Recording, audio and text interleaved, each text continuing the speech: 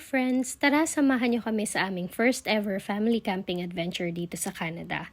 Overnight trip lang but we had an amazing time. Saglit lang yung biyahe since yung Entrance Bay campsite sa Cultus Lake mga around 25 to 30 minutes lang from our place. Pero yung drive, sobrang scenic.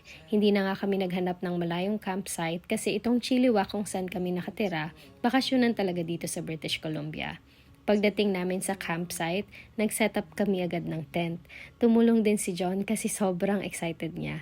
Nung binili nga pala namin tong tent sa Costco, nag-practice na kami i-set up to sa bahay para pagdating sa campsite, saglit lang namin siyang i-set up. Nagtayo na din kami nitong screen tent kasi syempre hindi may iwasan na may lamok sa campgrounds. Habang nagsiset up kami ng tent, may dumaang deer. Grabe ang taba ng deer. Tapos may mga birds at squirrels din sa puno. Nakaset up na. Ito nga pala yung loob ng tent. Lalagyan namin ng puzzle mats at sleeping bags bago matulog. Tumawid kami sa kabila ng campground para makapunta sa Cultus Lake dahil itong si John excited na mag-swimming.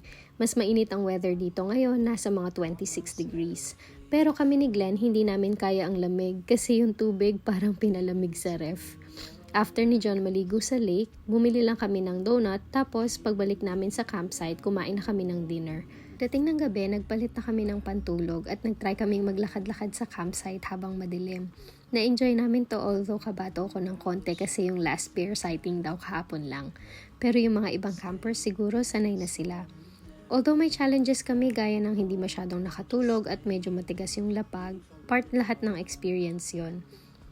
Si John naman, cowboy na cowboy, ang sarap ng tulog niya. Morning, nag-init kami ng hot chocolate at pumunta ulit sa lake. Naglaro ulit si John malapit sa tubig. May nag-wakeboarding sa lake nung umaga. Bumalik na kami sa camp at nag-pack up after. Overall, I'd rate our first camping trip 8.5 out of 10. Thank you for watching!